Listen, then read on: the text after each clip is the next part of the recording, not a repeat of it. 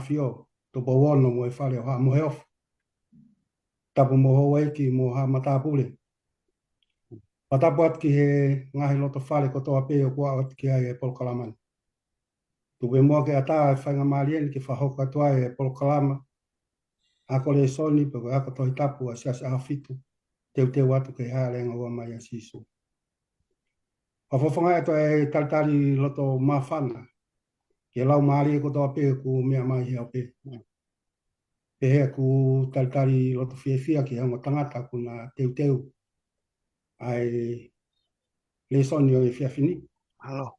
Kai fikau e hasi mikale ya pehe ki ele ta ke kita e fuka. Lotu be fatawange hoko le soni e fia fini. Ko ta po ki ka tik tau tolo o ki mo tolo o mi amai.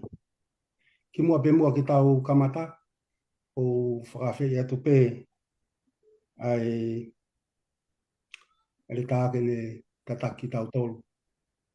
I lotu. Ke tau lotu, tamayang rilei o kui kai ke maulawa o mau hare a whiunga ke whae ke mau wha malo ke a whiona. Ma kore ka te koe tamai ke hanga o whakatokoto rilei ngai whakaukau ke te knau tolo o whanongo mai. Pai tāpu ki na mawahe. Ai tangata i ke re tā kune tataki. Ai mau pakpaki ka mai tangata i whaiwhekau. Mo ki nau tolo ko toa pe o whanongo mai he o pe ke polo kalama ko ni e tamai. Ke te whai tāpu ki na mawahe. Aki nau tolo hono kotoa. Tau kau mo koe i he ngau e anga koe ni. I he hua whasi su Christ ko alo. Ko mau whamo ui. Amen. Amen. Malo ke lotu fa ko ya. Kai tu be mo ke tau hoko atu. Kai ngel ke tau unu mai tau tolu ke tau le son kone ke ni pa ko tu ha ngai whakau kau ko ata taki mai pe tau tolu ke hoko le le. Pea mo e kaweinga o e le son hono tolu. Ai au pe ano whakale a. Ko i mālohi o sisu ko hake aki. Tu pe mo ke u lawatu ai veste fito.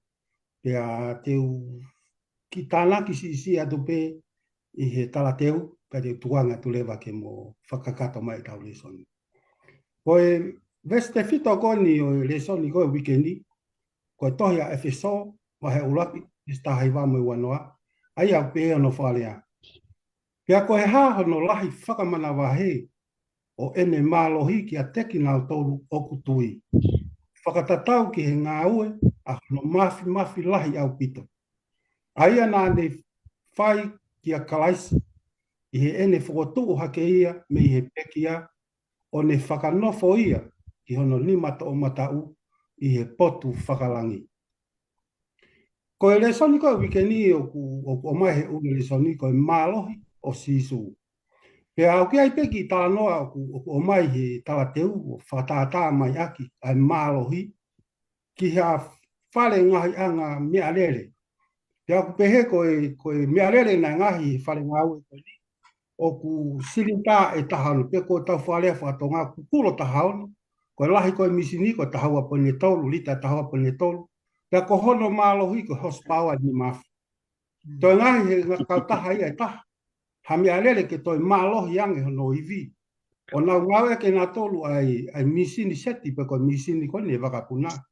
Aia koe mālohi pe koe hospawa koe na nau whaua ke alele koe ni o whiunga mo hono hospawa mo tolu mano ono afi.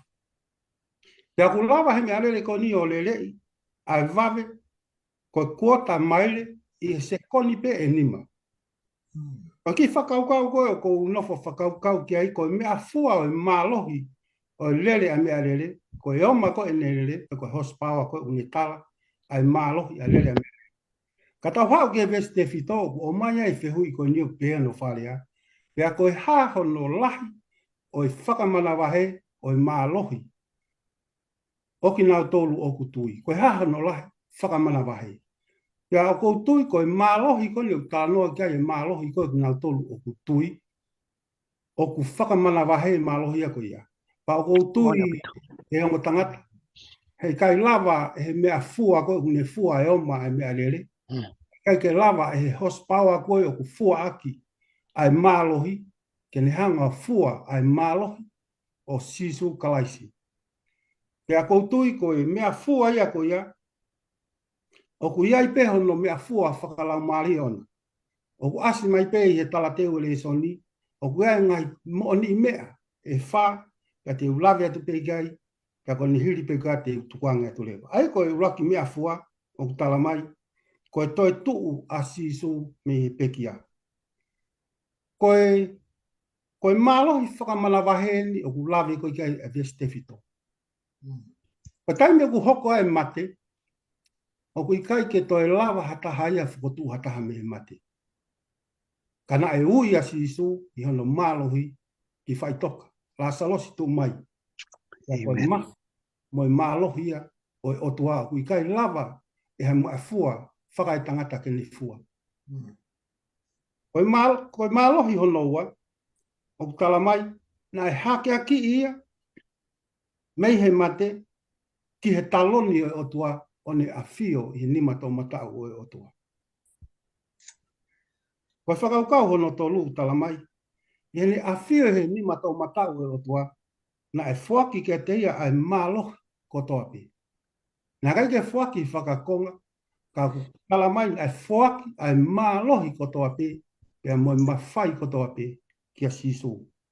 Whakaosi, o ku tala mai, pe na e whakanofo ia, ke hoko koe ulu, o siasi.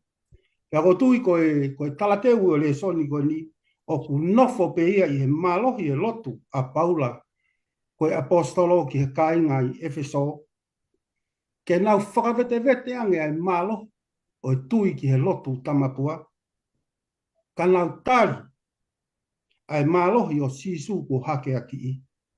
He ko ne pekia, pia ne toi tu, o ikuna i ai mate mo he tesi, pia ko ne lofo i ni mato matau e otua. Pia ko tui i matangata, ke tau kala noa lahi ki he malohi ko i he tau hoko atu i he lesoni. Koe aho uruaki koe ni lesoni a santei, o pehea no whaalea. Koe lotu, ka moe whakawhita. E re tā, kataki mua ki whatala noa mai angi, ki he lotu ai apostolo, o kule koti i he tohi koe a Efeso. Lot ai apostolo, o kule koti he tohi a Efeso. Malo pito e re tā no tatak mai tau le soni, mo mai tala teu mahino o pito pito, ke mahatu unga e te hoko atu.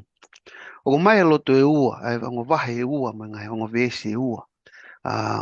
Ko uluaki, o asi he tohi a Efeso, vai uluaki vesi taha ni make ua tolu. Ko noa ko hae tohi a Efeso, vai tolu vesi taha whaake ua taha. O ko mai eni, ai lotu ko e ni ko hono whakaho ata mai ai ngahi ulunganga o e lotu. Ko ulunganga uluaki o e lotu, ko hono rea. Te ulawa beo whihui, pe ko e hae rea whakafonua o e lotu. Ko hono rea whakafonua o native language, ko e whakawhetai, whakamalo, pe mo te kelangi. E wheso vai uluaki vesta hano o ikai tuku e ku atu ai whakawhetai. Ko ulunganga uluaki o e lotu, ko hono rea. Ko ulunganga uluaki o e lotu, hono ua e lotu ko te kelangi. E wheso vai uluaki vesu ataha, o ku maulunga lahi au pito, i ngahe pure ko toa pē, mo e mālohi, mo e mafi, mo i ki anga, mo i hingoa ko toa pē o kui aki, i kai i he māmani pē, ka i he māma ko ia foki e hoko. Ko e whakahiki hiki o e otua. Ko ulunganga hono tolu o e lotu, ko e lotu o tae tuku. So vai uluaki vesta hano, o ku i kai tuku e ku atu ai whakawhetai. O kai ke uhinga e ni koe ai lotu tae tuku ko te tūlu tui he taimi ko toa pē. Pe koe le rea pē he taimi ko toa pē. Ka o ku hinga ia ki he tō onga mo ui, o ku ata ki he tatake a lau marie he taimi ko toa pē. Ko ha tō onga mo ui, o ku whekumi tae unua, ke ne whakamalo i ai eiki he taimi hono ko toa pē. Ta tau ai pē pe koe alo tā maki, pe koe alo marie. Ko lota tuku, koe mo ui o ku viritaki, ke whiohi pe mo eiki he taimi hono ko toa pē. Ko ulunganga hono whaa e lotu, o mai he ngai he lotu koe na Paula, koe whakamalo ki he eiki, koe uhi, koe kaunga whanonga. O ku ikai tuku e ku atu ai whakawhetai, koe uhi ko ki mautolu. pa koe ulunganga fika nima le valu fere ngai unganga ka koe nima ku tano pigi ai koe nima pe ku tano ka lesoni koe lotua ha ilo mavahe ma ai kau ngā whanonga so vai tolu vesta fa vesta havalu koe mea koe au ko peluki ai hoku tui ko paula no peluki ono tui ki he tamai au tau eiki ko si sukalaisi ke mou mawhai ke ilo o ta ke te kawen he mea whai ngata amon ke te au he u gai beni hia o kui kai ke u fia whakamalo au ki he eiki ko hiko ki nau tolu pe neongo pe he tahana ata ata sias e feso e whakawhepaka paula kana e lotua pe e paula katoa siasi ta tau big nau tol ne ta whako paula ta tau big a dig nau tol na whakawhepaka paula Paul prayed for everyone ko na tula ia pa mo ulunganga ia kai ke o whakaha mai e paula e wahe tolo e feso ke tau lotua o tau kau ngā whanonga ta tau e pepe ko ha ngā whakawhea ngai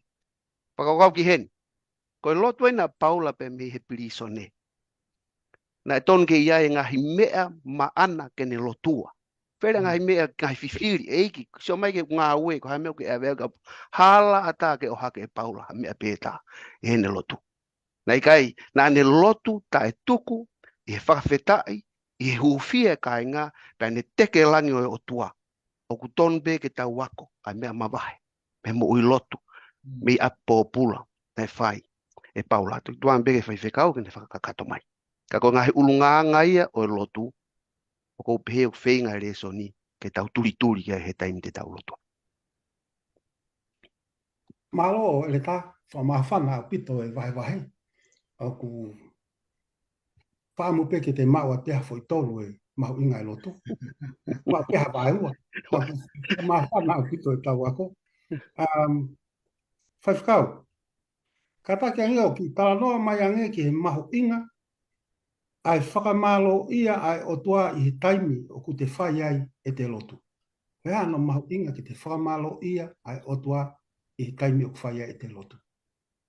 Malo ke te re tāwe o whamalo ke te re tā ne kini menga hi ulunganga pa ngai na tula ko ia o lotu pa ko nofo o whanongo. O ki lai o whanongo ke whairea koe whamalo ia, koe whakawheta ia. Pe ko tui koe mahu inga o lotu i he ne tū ko ia koe ko hono whamalo ia pe mo hono whakawheta ia o tua i taimi katoa te. Awange ko howhi ui ko hame o mahu ingai a hono whamalo. Ko tau natula ko na tonga tangata koe ke tau natula. Ke tau natula whamalo koe ke tau natula whakawheta i tau tau. He ko hui ko tau natula anga hala. Au ki alu whakakau foki ki he ke kau kiria koe hongo fulu, o sono whahe e ki ngā aue ka teki nā dolu, koe whai toko tāpeta e nofo mai ke whamalo, ne whoki mai ke whamalo, e ko tau whenga natula anga halaia. Au mau inga pita ke tau whamalo, mau inga pita ke tau whamalo ia e o tua he taimu tau lotu ai.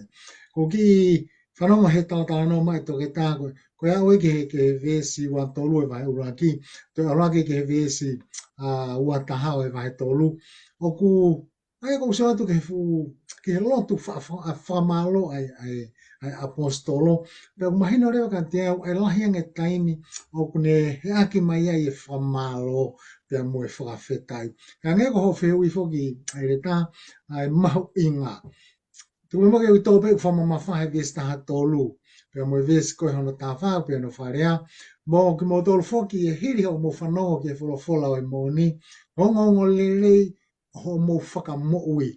Ai foki ho mo tui, na whakailonga ia ki mo tole lau maari e maanioni o tala o wha, vesta wha, ai ako whakamooni ia o tau tofia, ka eua ke huhu ia tofia, ko whakatau ke ongo, ke whakangongo lelei ai, e neanga lelei. Ok, ai whi poine ua, o ko hanga whakatonga i hen, o tui o mahu inga i koe mui whakawhamalo. Laki pehe ve stādolu loua me ai, ko hui kono whakamui ki tau tolu ko whi mea ofa pe, ko tala ofa pe.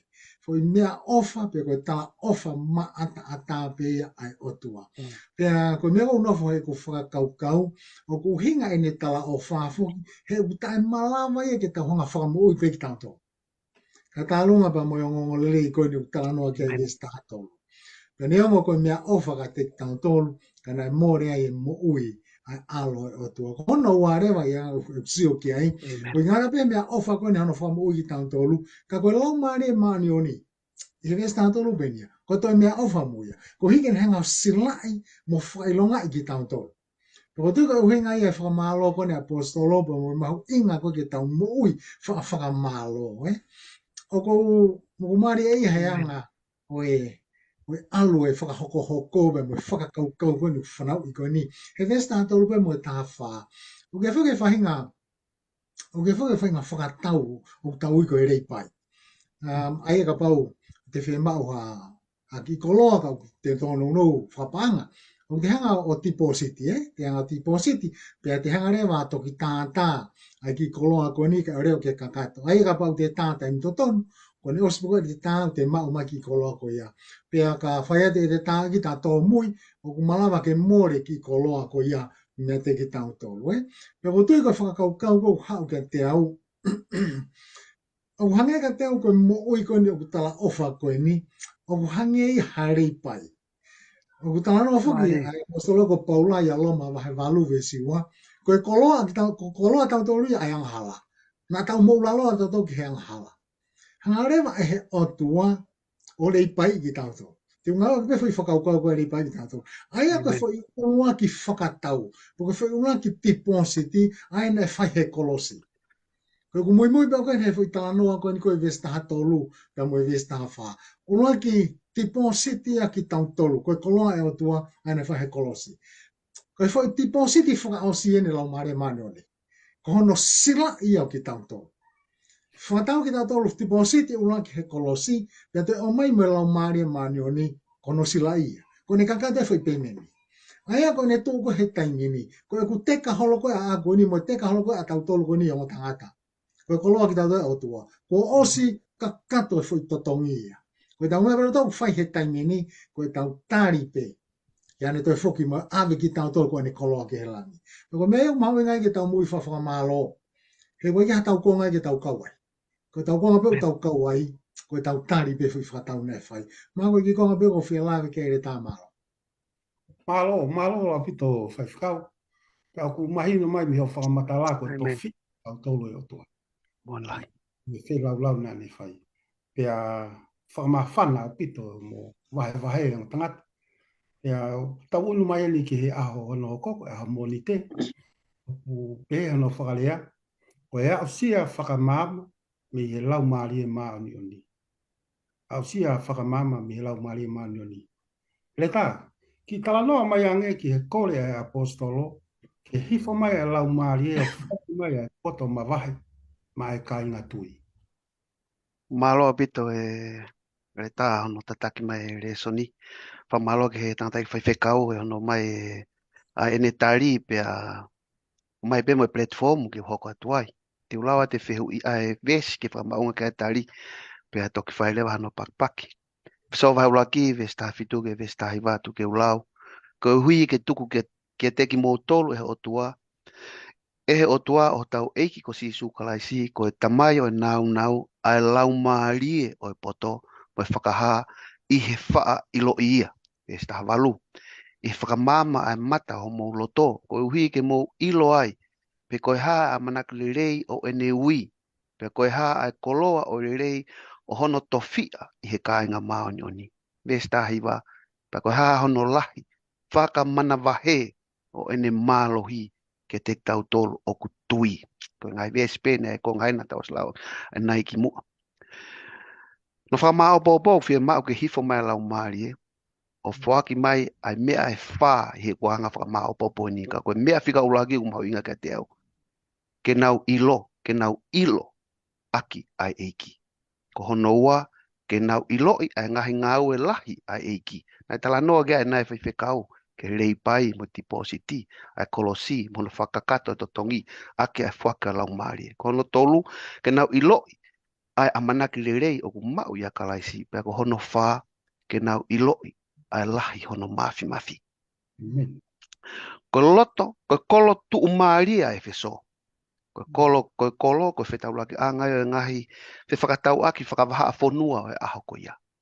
tu ai tau le soni o tau ilo ko uhi ko tuku ko tanak tuku haulahi aloma mi efeso na ki makehe anga tau ataina efeso me pule anga loma o makehe ia me hingahi kolo kehe na e whakaongongo ki loma pe koe kakai ilo ilo mo poto ai kainga efeso ka loto a paula ke whakoloa ka kainga ni ha poto mawahi pa koe poto ko nyuku haupe me lau mali maunioni ke nau uluaki ilo aki a eiki. Kia te au o ku hinisi e ua mo e tolu mo e whahe uluaki. O ku fie mau ia ke tau uluaki ilo i a eiki. Pe toki tau pe atu ai a ngahi ilo e ua mo e tolu mo e whahe nau tala noa ki ai. Na whaalanga e tangata eiki i whaifekau pe Siriana o whakahoko e maulotu whakakolisi tai me kei kolisi tonga. Koe whakai koe whaifekau ko e puniani. Pako manatua ne whaapoupou. Ke mau ko ne uhinga ka te mau tolu whanau ako. Ke mau fofua kumi ke mau ilo ai o tua. He kai, te mau ako me matolo poto. Kai ke mau ilo o tua te mau hoko me toke whanki i te volo i poto. Ko uhinga e tangata ik whai whekau, ke mau kamata pe me hono iloi o tua. Pako iloi o tua u hau bi he whakamama e lau maari e maunioni. Pako mea u maari e o tangata. Ko lotu a paula, whekau aki pe mohono, pe mohe kāinga efeso, pe ko tau ene fiha mi ai. Ko lotu koe au aonga pe ka tau tolu he ahon. O ke aonga pe pe mo lotu koe a paula e te tau tolu he ahon. Ke hao ke hifo no lau maari o whakamama ki tau tolu. Ke tau iloi a eiki. Ke tau iloi a ngāwe lahi ko whahe eiki ma tau tolu. Ke tau iloi a amanaki lerei o ku mau pe ia kalaisi e no one else. Pe ke tau hanga iloi a lahi a hono mafi. Ko ia pe, malo. Malo apito ele tape a whana o vahe mai ngai whaunga. He kai ke te aha tānaki, ka te u hoko atu pe, te u tau hoko atu ke hui hiko, ke whaiwhekau. Wai hanga i whaunga, te tau malawa wa au si ai ai malo, o tau mau i he taimi o tau nofo i ai, i he lau maari e maanioni ai tau mo ui. Malo pito ere tā, te o tui ke tari ho whehe ui koe tari a kunu unope. Ke eke ki he whaunga, pe o tui koe whaunga ni wholofola ki pe e sisu he toi koe aluke. Mai tātaha pe mo vesi hono tātou. Tā ngā mana tui, koe lau maari e maanioni koe tala ofa pe. Koe tala ofa pe. Pe koe ni hangai, pe koe ni whare ieni, pe koe ni wholofolaini, a koe ni tala noa ki a luke mai tātā. Tupe mo ke honga lau atu pa tō e pe tari pe mea. Koe eka pau mō kore, ka koe anga kovi, ke whake ngahi mea lelei ke o mō whānau. E whewhea no lahi hake o e whie whaki he tamai i he langi, ai lau maari e maanini ka teki mō tōlu, oku kore kia te ia. Ka whawhetai. Amen. Ko hi, ka koe koe ke to tongi paanga. Ka koe whai whito he tau ngā we. Ka hui koe tau tae malawa, tau tae malawa ma uia.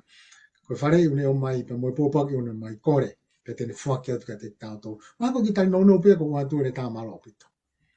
Malo, whaiwhekau, tali no hanga tonu pia mahino. I tau hoko atu lewa ke a tu si te, o e kawe inga koe a tu si te o pe mai, kau i he mālohi o e toi tuu. Kau i he mālohi e toi tuu. Ele tā, ka take angi o ki tala noa mai angi, ki he whakahai e he toi tuu, he tuu a kalaisi, a iwi, pia mo e mālohi o tua.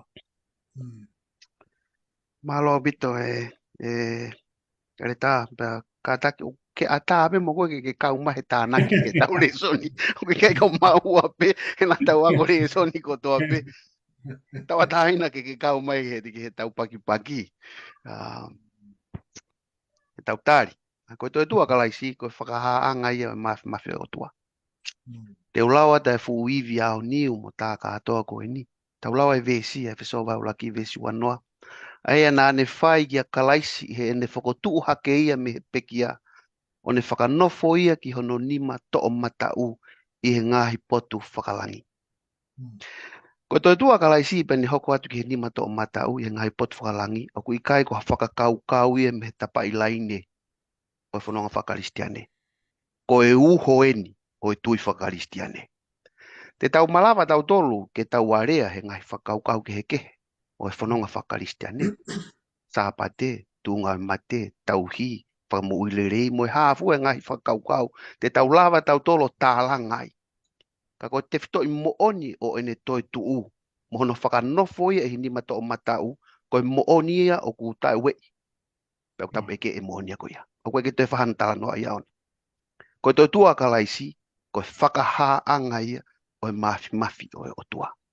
Ko no awe ka laisi o nofo hindi mata o matau o otua, ko i whakahaa anga mo ia, o i mafi, o i mawhai o e otua. He ko eni, ko uhinga whakafolofola ta whaakta o matau, ko nofo aia o e whalalaanga, mo nofo aia o e mawhai. Ka ke whoki e tohea sa me te hongo fuluwe sulaki, pa mo e tohea make ta hao no vesi ta haiwa, o kuna tala no ai ki a kalaisi, pa mo ene toi tuu, o ne mau a nofo a ko eni, he nima to o matau o e tamai. Peka paulewa te tau o mai e whakaukau e nima to o matau, ko e whakaukau e whalalaanga, pa mo e whakaukau e mawhai, pa te tau lawa lewa o pehe, ko e mate, pa mo e toi tua kalaisi o whalalaanga, pa o kuiai ai mawhai i he toi tuu ko ia. Kono whakatoa hain, he anga e te whakamao bobo. Ke te au whakatau, ke te au uko whakatau ki he mate, te uwhalala ki he toi tua kalaisi, ke hoko ia ko e toi tuu. Pe te unga ki he mawhai, whai whakamo ui a kalaisi, ke ne whai a hoku whakamo ui. A whaka te taimi. Amen.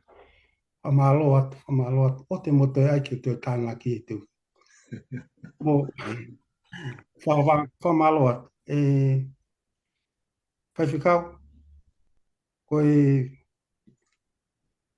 whihui ko atu wani, ko tu mako whihui ni ang totonu ki tau whihui ta tau kau karistiani. Koe hana e uhinga, i kai ke maa wae karistiani e maa lohi ko ia mea kalaisi. Tau lotu pe, tau whai pe mea kotua pe. Ka aku i kai pe ke tau maa o ta tolo i maa lohi. Koe hana no uhinga. Malo apito ereta o sio ke whihui o ke mai ko whihui mama whae. Aku ko mea ko ke tau no ke mone apito. Tala no afu ke toi kona e wheso vai wha. Lau ka me vesi ono valu ala ke vesi tātaha. Ai ngahi lakanga mo ngai whakawhalau maari na oange ki he siasi. Te sio ke ngahi lakanga pe mo ngahi whakawhalau maari e koe ni. O malawe whuke tau ke mau he ahoni. O tau mai na tori ngahi lakanga mo ngai whatongia kui ki tau toki ai. Ka koe fo iwi. Koe fo iwi koe ke whai aki ai fo i whatongia. O koe ke mau ia. Pea whange koe mea koe ni o ke whawhiu ia koe hae uhinga. Hanai uhinga ki ai, ne? Pea ko tui koe whiu i matua ki mau inga au pita whoki. He koe, hange koe mea koe na ke tā teu ki ai. Ai iwi koe na hanga he o tua whotua ka kalaisi. Koe iwi au whi mau ke tau mau. Ke whaia ke ngā wea. Ka ui kai ke tau mau. Sai, he kai ke u toi whuwhalorotoi. Ke ta whako ia. Ka ko whilawe pe ki ha uhinga maha pe ka hinga e ua. O kai ke tau whaamalawai ke tau maue. Ai iwi pe moe malohi ko ia. Ke whahoko a ke whatongia. Koe vesi fitu koe ni o e whesova he wha. O ki maari ia hano whakarea. Pe hano whakarea. Ka ko whaki ke a teki tau tolu takitaha. Ko toa bea o wha. O wharatau ki hono lahi e whaki a kalaisi. Ko ngahi whatongia ko ni pe po ngahi lakanga ko ni pe mo ngahi whakwalau maari e ko ni. O whaki ki he siasi me mi pataki taha ko toa pe. Ka ko te mo ta whoki mai ko tau ngahi siasi ke tau sio ki ai. Mahao na ko hawahe nima pe taho e siasi. O nau ngawe aonga ke whatongia. Ngahi lakanga mo ngahi whakwalau maari e. Ka ku whaki mai whoki ki he taki taha. Ke mahalo ko no uhinga ia ko ke tau mawai malohi. He koe ki ni ihi toko siipe. Lolo tonga koe o whateunga ki he otua. Ai iwi pa mo malohi ki siasi. Ke malawa ke fusia ke ngai whatongia. Koe ki ni ihi. Ka koe ke ngata pe ai whoki. Ka ko maria he vestahawa. Ono whakahau ka kai maani oni mo ngā ue whakawhai ke langa ke sino klaisi. Aia o talanoa ves ta Hawaii ki he uhinga. Talanoa ves i fitu ki he whakatotofu kotoa ves si. Talanoa ves ta Hawaii ki he taumo a koe na whaki mai ai. Ka wale te sio ki anga e whakakaukau, ka mau e tōhange tangata ko tau peke ni hanga ngā ue. Ka koe whui whakaukai ne unofo ia te au. Koe tau moa ke ngau e ke langa haka ke siasi. Kai kau langa whawhoi tui tui. O kai ke tau moa ka te whawhoi tui tui. Kai kau usio ke whui whaing palopanema ko ni e o tangata. Ko te mkau te hanga o ngau e a ke koe a whui whok whalau maari e kuia. Ke e ko tupure kene whalau maari e pe a kua whakatokota more i ria. Ko funge e si pene o whai aki. Ko i he ku alu whakatafa aki rema ai foi whakakaukau e koe reo ke te hanga whakakau ai whakaloko fua e se si ke tupulangi ki mua. O no foke whakakau tui tui pe au. Angai pe koe kananga ko whai tai mini ka pape ke mau haka ku mea me lakanga ko ia he ke ki tokanga ke lakanga ko ia. Angai maha koe konga pia ko whia tāna ke kei e re tā malo. Malo whai whakau. Ako tui o si mā o pito pe whakaukau ia pe mo tari. Ka tupe mua ke tau hoko atu pe tau le soni. E aho pule lulu o ku pe ea no ka reinga. Ka laisi i o lunga i e ngahi mā lohi katoa. Pea koe whehu i o mai a ko ni e le tā. Koe hana e uhinga na e tokanga i apostolo ke ngahi mā lohi i māmani. Ka aku i kai koe mā lohi me ia kalaisi. Malo pito, ko le peke iki ke hoko ko pe malu e tau talanoa. Fa ma fa na pito pito ai fe bahe aki. Peniongo ko ngahi ta fa aki be tau. Anga mahen pe giai he tono talanoa ai ko taim ko to be no fa mo ui o tuki giai mo no fa ngai fa kau te ngoi. Ma fa na ma va te ngoi te tau. Kata walu ke talanoa mo na tari fe ui. O ku talanoa paula ke ngahi mawhai pe mo ngahi pule. Ko ngahi mawhai mo ngahi pule ko ni ko se e so paula ki ve swataha. Vahe ua mo ve si ua ka tung mo ki u whamao popa ka e so vahe ono ve sta hawa. Pe ku lea o whakalea o pe he. Hoku ikai ko e tau whangatua mo e kakano mo e toto. Ka ki ngahi pule mo ngahi mālohi. Mo kau pule o whakapo uri o e māmani. Mo kau lau maari e kovi. E ngahi potu i olunga. Koe ki tui o kutoe fie mau, kutoe whahano whakamalala vesi, o sfu mahino be vesi. Koe kakai o aho ko ia na ia e nau tui o kia e ngahi mawhai pule ke he kehe. Pe koe mea ia na mahu inga ia ia paula, ke whakamahino ko mawhai pule ia kalaisi, o ku maolunga hake ia hatoe mawhai. Mantu ko paula koe loma kakato paula, pe toi siu, koe whaiako, koe tamapoto. Ko tau kei i he ilo lotu, ko tangata bisnisi, pe mo whaka evangelio. Ko katoa ngahi tata ko ino kutu e paula, o ku hau bea mo hono ngahi mawhai, ngahi tata ko ino kutu e paula. Pa wikai ke sola paula ia ke mea koe mawhai pule. Ko mea ko mawhai pule, ko whakaukau e mawhai pule, ko e whakaukau bea wanga maheni kia paula. Kana e mahino kia paula, o kiaia e mawhai, o ku mao lunga ange, hato e mawhai. Niongo ene maheni pe mo ngai mawhai.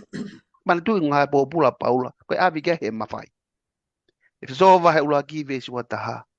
O maulunga lahi au pito e ngahi pule ko to ape. Mo e malohi, mo e mafi, mo e iki anga, mo hingoa ko to ape o kui aki.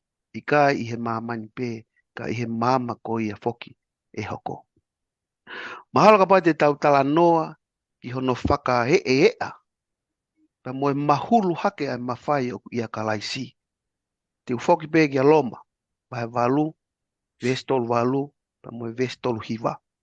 He ko ilo pau, e ikai i he kau angelo, pe he kau pure, pe he ngai mālohi, pe he ngai mea i heni, pe he ngai mea i hoko, pe he maolunga, pe he maulalo, pe he mea kehe e taha, ko ngauhi, e ikai mawhai ia, ke whakamāwai a ki tau tolu. Me he ofa e o tua ai au ia Christ Jesu ko tau eki. Ko hono whakaha mahino ia kia te au. Oku ikai ke toe iai a toe mawhai e toe mahuluange. i he mawhai o ia kalaisi. Kono whalolo mai, he tau awhi pe mo tau tolu ki ngai mawhai ki he. He mawhai o tuku whaholo, he mawhai o poto, he mawhai o koloa, he mawhai o whamili, mo hāfua whanki ki i mawhai. Mawhai o iwi o mea whana, mawhai o whiri whakapolitika are, mo toi hāfua whanki i mawhai o tau awhi pe tau tolu ki ai. Ka unofo e iki, pe mo mawhai o ku mahuluange, maolungaange, ko mawhai o aonga ki he tau whanonga he taimini, pe aonga he tau whanonga ki i tāniti. Pe mea bango ku ke fulahi e tau malangai, ai mawhai koe ni. A mawhai pūre, ai e iki, o ku i kai kia haivi e ta. Tene lava whakamāwahi i tau tolu, pe me he mawhai koe ni. Pa ku tui koe mea na mahu inga ia mawahe ai a Paula, ke tala noa ki he mawhai. He na ea usia e Paula. Ai ifo, pe mo nonga o ku mau, he te whakamalu he mawhai koe ia. Koe ia bea malo, whawhaka te taimi. Malo lahi a pito e tā. Tari whaafofa moe maapo opo pia mahino au pito. Pia kaike i toe e aha ku tānaki. Ka te u hoko atu i tau lesoni. Ki he wheu i hoko ma e whaiwhikau. Hoko wanga whewhe a e te malu i ki tau tolu. Me he taimi o tau whihi ai i ngahi malo. Ngā loa pito re tāpea tupu mo ke uki lawe pe ke whakaukau koe ni ke anga o mai. Ai ka me koe ni lawe ke toke tā ngahi mālohi koe ni. O ku rio mai ai e fui koe ni pi anga whewhe. Ke ngā pe ko ka malu i au. Ka ke malu i whoki pe mo e siasi. Pe mi he ngahi mālohi koe ni e. Koe ka noa maari e whoki e ai talanoa kure ko te toi kona ngā ue vai tā i wā.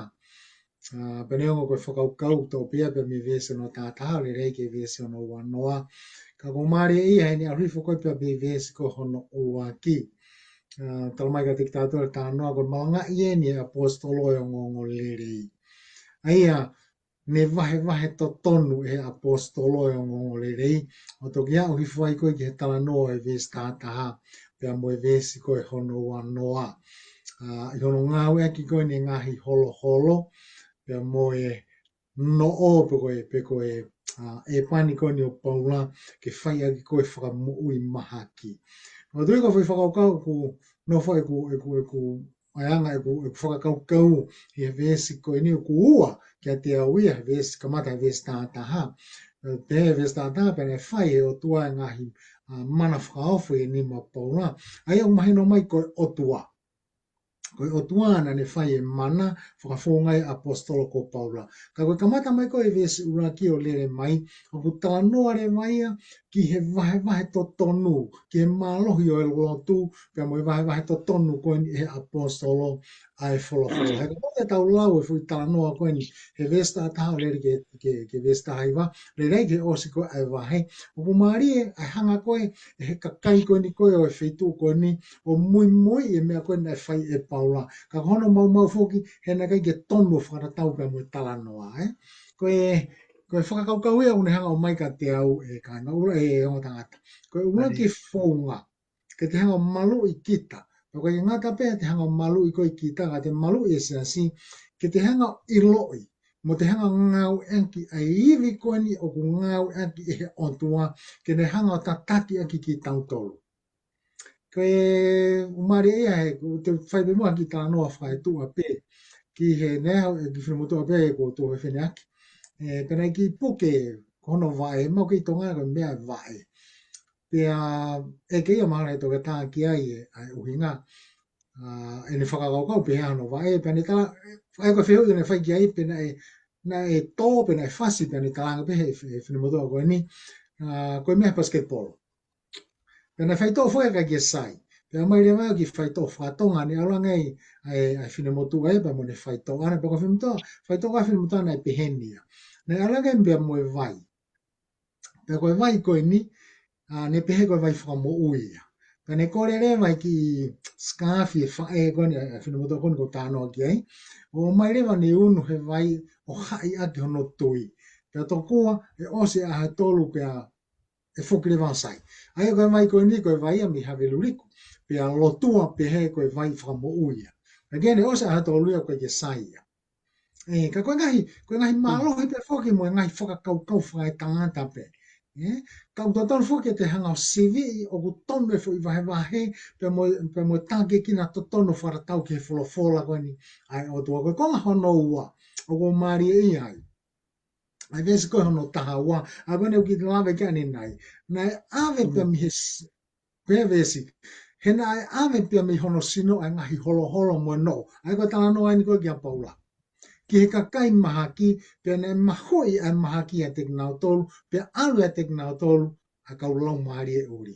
Sai koe holo, pe moe no o kia ni whikau aki anai pe moe pupuha. Ai koe ngahi holo ni o paula, i he ene ngau e whaka evangelio. O kai ko ngahi holo ni ke pehena ngau ke paula, i ane ngau e pe ana pawhai i he teia pe ikai. Koe ongo fo i mea ngāwe koe ni ai holo pe mo e pani na ngāwe kia e apostolo i he ene ngāwe whaka evangelio. Koe konga utonga e whamama whahe ko sio atau ia o owa ki mui ki he apostolo pe mo commitment koe nani hanga whai ke ngāwe. Amen. Koe kai ke ngata pe e ene wahe totonu e tangata. Kana e really commit a puto pe tangata nia ki ngāwe. E hanga rewa e he otua mea ngāwe ki, a ngahi mea ngāwe koe nani ngāwe aki ki whaia ke whakamoui. Ke malu i au, o ko whia ke ilo e wholofola. O ko whia ke ngā ke iwi koe ke malu i au. Ke malu i e siasi, ko pau ke ilo e wholofola, pia komiti ke ngāwe koe ia. O tala no maari apostolo, ai toke tā ko luki, i mai ko no ua noa, o toi ko a ngāwe. O te mwane au mai e ka ore tāpea mi Efeso. Hangarewa e Paula maha koe vesi ua whangarewa Paula whamatala ke tēnā rau, ke nau manatu e ne ngā wane whai Efeso, kai ke ngā tape he ne malanga, publicly, ka nai aloa Paula pe mi he whare pe ki he whare. Ko hono malo ia o e siasi, pe me malo he koe ni. Te eilo te wholofola, lo maari maani oni mo malo he lotu, and really commit ke whai e ngā ue. Pe tēne hangarewa malo i kita, malo i pe mo e siasi. E ngai malo he koe ni. Malo e reta. Malo fai whakau, malo la. Wha malo atu i tali mahi no au pito. O ko tui o ku maapo opo pe ai whakau ia ho mo whakakato mai. Katu mua ke tau unu mai pe ki he aho whakaose e tau le soni, a tō pule lolo. Ko kaweinga aho ko ni o pe anu whalea, ko sisu, ko ngai mea ko toa pe, pia mohono siasi. Ere tā, ki tala noa mai ange ke tuunga o ia sisu, o whakatatau e moi wholofola. Malo abito ere tā, ko tari no pe ki he ni. Ko haa tuunga o ia si su whakatatau pe moi wholofola. Pea ko mai ngai vesi ke whai atua kono tari, e whiso waha ulaki uoua, sāme walu vesi ono, mo sāme te ahungo fulu vesi uluaki. Tuke ulau, e whiso waha ulaki vesi uoua, pea ko tuku e ia ngai mea kotoa pe ki hono lalo vai. Ko haa tuunga o si isu, o kui olunga si isu he mea kotoa pe. He koe mea kotoa pe o kui he lalo vai o si isu. Aia ko hono, pea whakanofo ia koe ulu ke ngai mea kotoa pe ki hono siasi. Aia ko hono sino, koe fonu o ia, o kune whaka fonu kotoa pe i he mea kotoa pe. Nea ho whehu ia nenai, ke tangata i whekau akpa mo siasi, ko he notari e whehu i koe ni ko hanga ko atu koe ni. Sa me walu vesiono, sa me walu vesiono, na ne whakanofo ia ke ne pure ki ngahi, ngā ue aho nima, ko ke tuku ai mea kotoa pe ki hono lalo vai. Sam te hongo fulu ves ulaki, kai oua ke ungao hi honga hi whiri, koho tu unga vai. Koe haa tu unga o sisu, o kui olunga sisu i he mea kotoa pe. Pea koe siasi, koe sino haa mai ia o sisu. Pea ka pau o koe ikuna i sisu ai mawhai kotoa pe, ta o ku tonu ke malava pe e siasi i he iwi o sisu o i kuna a mea kotoa pe. Oia pe malo, pai kai ke te aha ku tāna ki whamui anai, hano whamabobo ka tā whamormori pere tā. Ka ata pe whamalo, fia lahe au pita. Ki taimi konu tau ma, pe te tau toi tā anoa tau tolu ia mata ki he mata. I he mahina e tolu konu ka hoko mai, I don't know. I learn from you too. Mau ke iki, ako ngā ue pe, mo ngā ue pe, i he taimi ono kotoa tala monu atu, ke ngai ngā ue, whanga mai pia mei mua, ta tau atu. Malo. Kai whamalo atu, ele tā ki he ngai tokoni mo ngai talanoa mahino, hoi poupou ko o mai ki tau whanong ki ai. Ka tau au mai ni ke whihu i whakaosi o ko wanga ia mai whaifkau. I talanoa mai ange ki he iwi, o ku tau mau i he lotu. Ia mua tali lotu ai o tua ki he kai ngatui.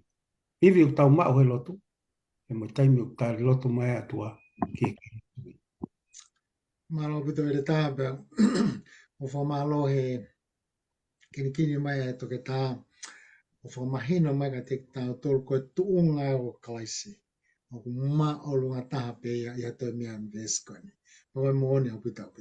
Me wale whakau kau ke toi he pe lu, la mea utau ke i whakawai ai. Whimau ke tau hau mālohi ki hono a whio anga. He koe au ku mawai a evi. Kai ke o whio i whoki, tau what ke whatana noat ke evi ko tau mau i lotu, ka me tali lotu ai otua ke kai ngā tui. Ere tā ko tui mahalo, koe anga pe ku mawai, koe ke toi ai ha tala noa te umau inga i ai ke o mai fui whakakau, ka koe tala noa o e seta. Pea ko tui au he kai ke te lawe whakaiki ki atu ke tala noa o e seta, ko mo os mea e moa, pe ke kau whanongo, ka umau inga ka te tau tolu, ai tala noa ko nine, o si tō whamana pe mo uia e ka kai siua. E koe whare i rewa koe, a mo te kia i ka e seta ke alu ke tui. Mahina whoki nei ki i ongo i li fia pe e seta, ka nani hanga ura ki ui, ai ka kai siu kotoa pe ki he lotu. O mea au haua i e whihui. Na ne ui e taha kotoa pe ki he lotu. Pia tau sio ki he uivi o ku mau pia me he lotu. Kai ko pehe koe lotu, ka koe toko taha koe ku i he tafa aki e taha o ku whaikia i e lotu. Koe uivi koe ia, na ne hanga whakaloto toa ia a e seta. Ke ne hanga whailau i ene mo ui ko hika ka kai siu. Pea tau siu ke he tali lotu. Koe mea koe, na e whakakau i koe ki he kovi, ko hanga he otua liliu ia ke hoko e koe lelei ki he kakai tui. O te koe whakakau ia ko whieto o mai, ke koe whaia ke tali ho whiu i, koe uivi koe ia, o ku malama pia ke hanga liliu e ātakai koe na kovi, ke ātakai o ku lelei ki he kakai koe ni, o ku tui pe mwhalala otua. Maa koe tali nono pe ko a tue re tāmaro. Alo atu whaifkau i whakaukau mawinga ku whatu mai ki tau whakaukau ki ahi hawani. Pea ko tui mahalo ko tau wao mai tau tolu ki he whakaosi. Pea o ko atu pea ki whainga maali e koe ni. E whamap opo mai ai tau le soni. O pea kui ai pea ha mea na kai ke u whehu i atu e au. Pena e ngalo ke u whehu i atu. Ka kuke loto ke toi whakaosi mai ake e tau le soni i he whiawhini. Te u tuku atu pe whainga maali ko ni maau. Pea ka hili pe ia i whewhikau ka ke whakaosi mai ai pe ake a tau loto. Malo. Malo pito pe ko tuko e whakakokau ko whieto o mai i he iwi, pea moe malohi ko ia na hanga he o tua o whotu ake ake a klaisi pea mei whonua loto.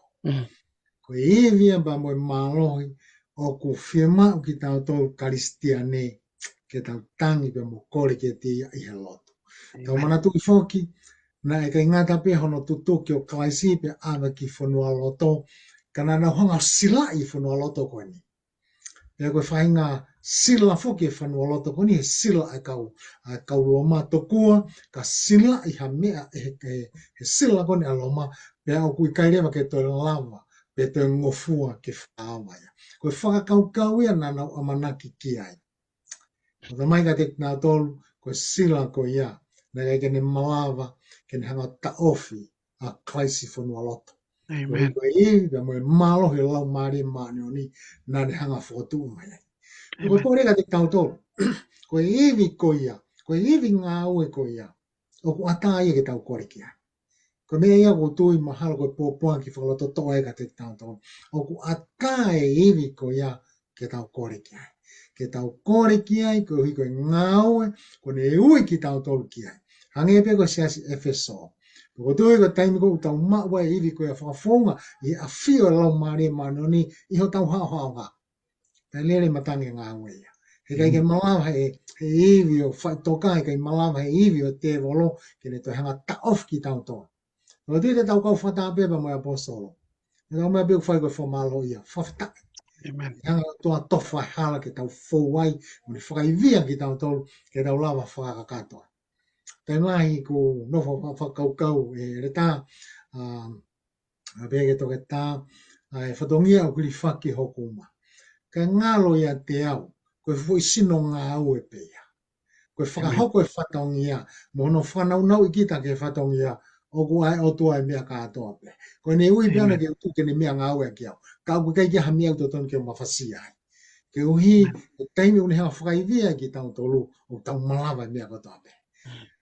O tui maha koe ki whamaa bobo pia ko whia whakaosak mo tau tolu, pa mo tala monua te tek moa, mo ne tau whatukia e whia whiko ni whatawangi, anga i kio whaita apukina ki tau tolu. Malo. Hatu mai mo ke o whaia tau pia tau lotu e. Lele mau hanga te whiko ni mo whamalo, ko i koe pōpuaki, o e tohi a Efeso. Ko ne hanga whalot lahi ki mātore ta mai, ke mau ilo, a evi, pa mo nau e a Fiona whafonga, i lau maria manoni, me mateu ke whakaivia ki mātolu. Ko i koe whatongia o ke ui ki mātolu ke. Mau kore whamore more at ke a Fiona o mau tono uno ko tame. Tu ua ke hoko mai e wholofola atua, ke ne hanga whatu mau a e mau tui, ka malawa ke maulalaka ki mua wharatau, ki mua wharatau pa mo wholofola e a Fiona. E lei whaitapukina mai, ai ongo ere tāpa ke whaitapukina mai e kau whanongo, tu e mua ke hoka wholofola po tāpua kia ka tek mātou mo ngā ngai loto whare. Tāpukina whawhoi tutui ki mātou, whamore more se mātou no, o i moloto mo kore wā whasisukai ska ko mau whama ui. Amen. Amen. Amen.